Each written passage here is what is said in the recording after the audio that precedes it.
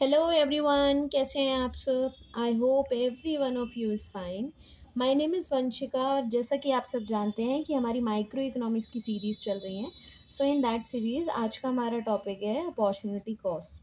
So opportunity cost के बारे में कुछ भी बताने से पहले let me explain you one thing कि ये एक ऐसा टॉपिक है जो आप आगे भी पढ़ाई करेंगे या जनरली लाइफ में भी आपके बहुत ज़्यादा ये वर्ड यूज़ होता है।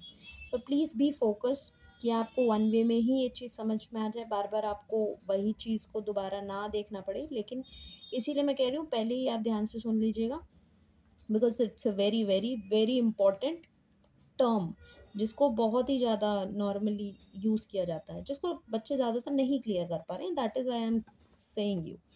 देखिए, as the resources are scarce the society is always forced to make choices। ये लाइन मैं ऑलरेडी प्रीवियस क्लासेस में ऑलरेडी एक्सप्लेन कर चुकी हूँ कि इसका मतलब क्या होता है। To produce more of one good a certain amount of other goods has to be sacrificed. यहाँ पे यही मेन क्रूशियल लाइन है। यहाँ पे देखिए, यानी ये क्या होता है, जब आप कुछ भी बनाते हो, कुछ भी प्रोड्यूस करने के लिए अगर आपको किसी भी, आप मान लीजिए कुछ भी बना रहे हैं, उसमें अगर आप किसी भी चीज़ की कोई एडिशनल यानी एक्स्ट्रा यूनिट बनाना चाह रहे हैं, तो आपको कोई नेक्स्ट यूनिट की सर्टेन अमाउंट को सैक्रिफाइस करना पड़ेगा। यानी कोई भी अदर गुड्स की सर्टेन अमाउंट्स को आपको सैक्रिफाइस करना पड़ेगा, तब जाके आप गिवन गुड्स की एक्स्ट्रा क्वांटिटी को प्रोड्यूस कर सकें।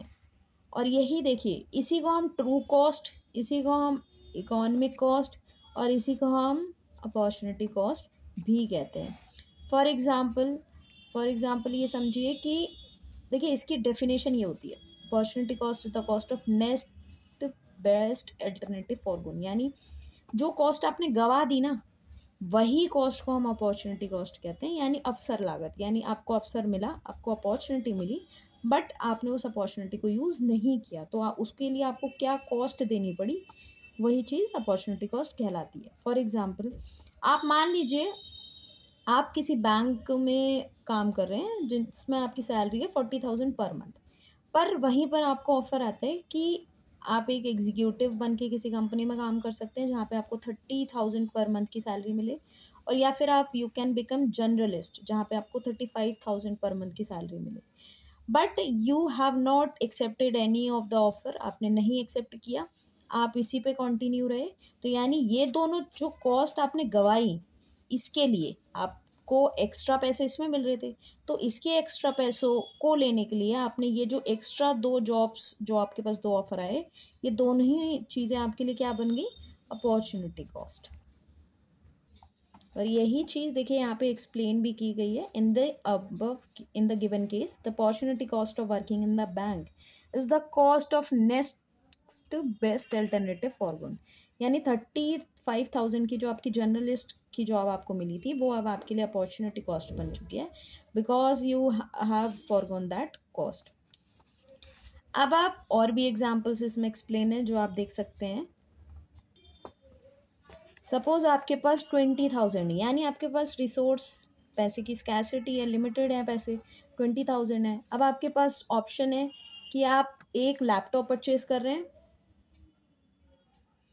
और नाउ यू हैव ऑप्शन कि आप एक लैपटॉप और एक एलईडी खरीदना चाहते हैं। अगर आप लैपटॉप खरीदते हैं तो आपको एलईडी की में से कुछ पैसे यहाँ देने पड़ेंगे, और अगर आप एलईडी खरीदते हैं तो लैपटॉप में से कुछ पैसे आपको यहाँ देने पड़ेंगे।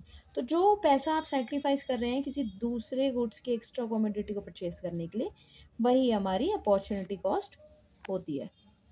यहाँ पे देखिए लिखा भी है, as our resources are limited we are always force to make decision between the alternative commodities. यानी हमारे पास अल्टरनेटिव कमोडिटीज़ अवेलेबल हैं, उसी में हमें चॉइसेस करनी पड़ती है।